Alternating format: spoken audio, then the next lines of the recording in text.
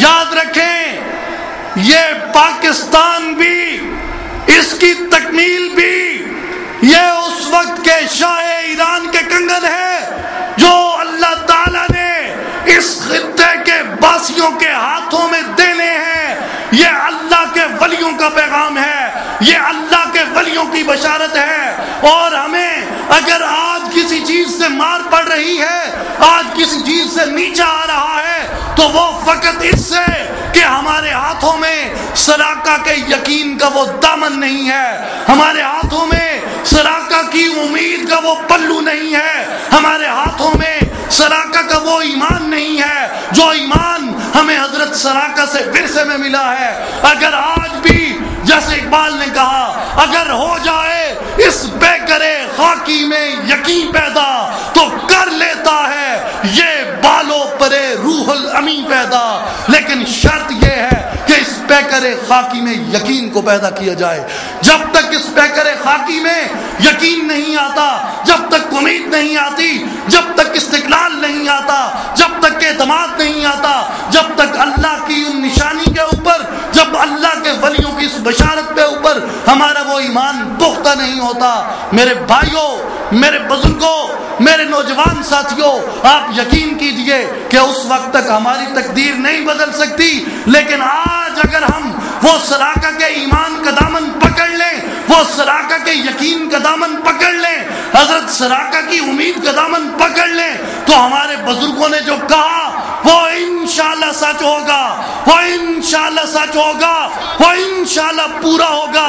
یہ پاکستان یہ اسلام کی تجربہ گاہ ہوگا، یہ پاکستان یہ اسلام کا قلعہ ہوگا، یہ پاکستان یہ امت مسلمہ کی قیادت کرے گا، اور یہی اسلام آباد دارالخلافت ہوگا، اور اسی سے ورلڈ آرڈر جاری ہوں گے، اور یہ اسلام آباد دنیا کی سپر طاقت ہوگا۔ لیکن شرط یہ ہے کہ پہلے حضرت سراقہ کے اس دامن کو پکڑا جائے، اور اپنے اس نظریے جو ہماری بنیاد ہے، جو ہماری اساس ہے، جس پہ ہم نے یہ مملکت حاصل کی، اس نظریے پہ ہم واپس لوٹیں، اس نظریے کے اوپر ہماری پالیسیز بنے، اس نظریے کے اوپر ہماری دفاعی پالیسی ہو، اس نظریے کے اوپر ہماری خارجہ پالیسی ہو، اس نظریے کے اوپر ہماری اقتصادی پالیسی ہو، اس نظریے کے اوپر ہماری تمام معاشرتی، تمام سماجی پالیسیز بنائی جائیں، اور یہ سامراج کا، صہیونیوں کا، زائنسٹ کا یہ امپلیمنٹ کیا ہوا یہ طریقہ کار، یہ ان کی معاشی پالیسیاں، یہ ان کی دی ہوئی خارجہ پالیسیاں، یہ ان کی دی ہوئی دفاعی پالیسیاں، ان سے آپ پاکستان کو ترقی یافتہ نہیں بنا سکتے، ان سے آپ پاکستان کا دفاع نہیں کر سکتے، ان سے آپ پاکستان کو اس خواب کی تکمیل نہیں دے سکتے جس خواب کی تکمیل ہمارا مقصد ہے، جس خواب کی تکمیل کے لیے ہم نے یہ پاکستان بنایا تھا۔ اس کی ایک شرط ہے، ایک شرط ہے، اور صرف ایک شرط ہے، وہ شرط یہ ہے کہ اسی مقام پہ لوٹ جائیں جہاں سے ہم اس قافلے سے بھولے تھے، اور وہ مقام نظریہ لا الہ الا اللہ محمد رسول اللہ ہے۔ اور میرے نوجوان ساتھیوں، میرے نوجوان بھائیوں، تنظیم العارفین یہی پیغام لے کے آپ کے پاس آئی ہے کہ یہ تفریقیں، یہ تقسیمیں، یہ سب بت ہیں، یہ سب بت ہیں، یہ سب بت ہیں۔ اس تقسیم کو، اس تفریق کو ختم کرو۔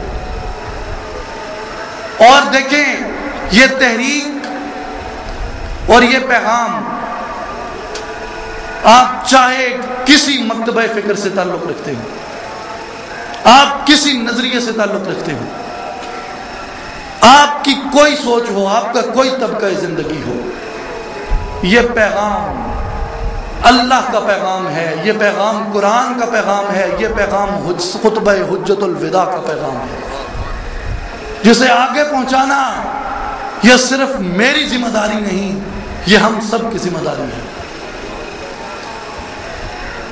اور اس دو سانسوں کی زندگی پہ کیا بھروسہ ہے؟ ایک سانس اوپر ہے، ایک نیچے ہے، اللہ کا حکم آیا، اوپر کا سانس اوپر رہ جائے گا، نیچے کا سانس نیچے رہ جائے گا، اور یہ عمارت دھڑام سے گر جائے گی اور اسے تہہ خاک کر دیا جائے گا۔ اور کل ہم جب رسول اللہ کی بارگاہ میں جائیں گے حشر کے دن، اللہ کی عدالت میں مقام محمود پہ حضور تشریف فرما ہوں گے، اگر ہم وہاں پہ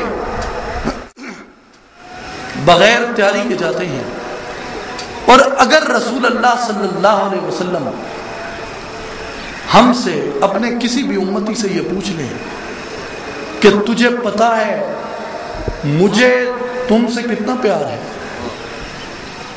اندازہ ہے آپ کو؟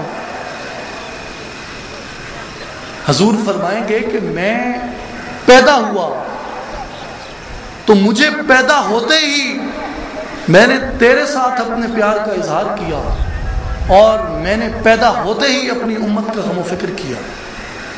میں بچپن میں تھا، مجھے تیرا غم و فکر تھا، میں لڑکپن میں تھا، مجھے میری امت کا غم و فکر تھا، میں جوانی میں آیا، مجھے میری امت کا غم و فکر تھا، میری بعثت ہوئی، نبوت کا اعلان ہوا، مجھے تیرا غم و فکر تھا۔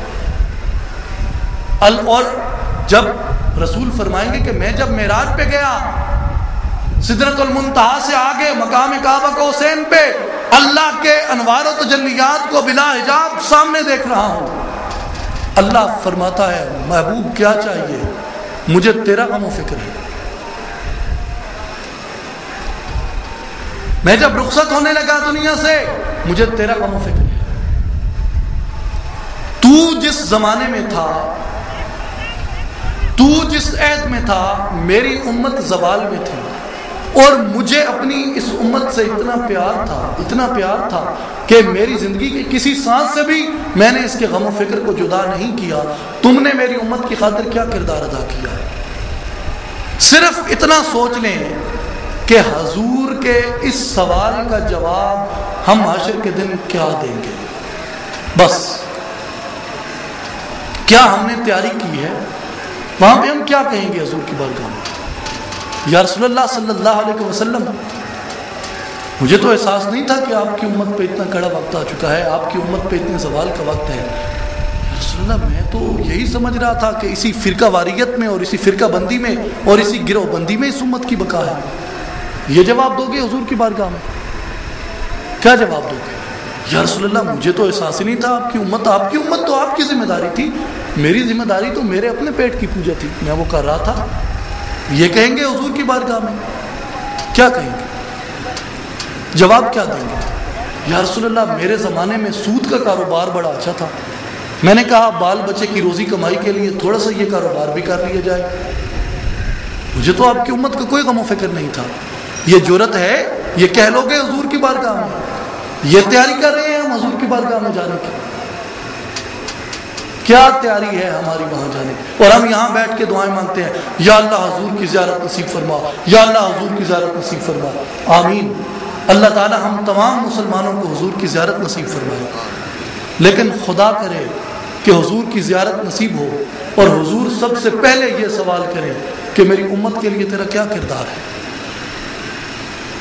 ہم کیا کہیں گے؟ یا رسول اللہ، میں تو اپنی نوکری میں لگن تھا، یہ امت تو میری ذمہ داریوں میں ہی نہیں تھی، میرے ذمہ تو یہ دفتر کی فائلیں سمیٹنا، اس کو پکڑنا، اس کو ادھر کرنا، اس کو ادھر کرنا، یہ تھا۔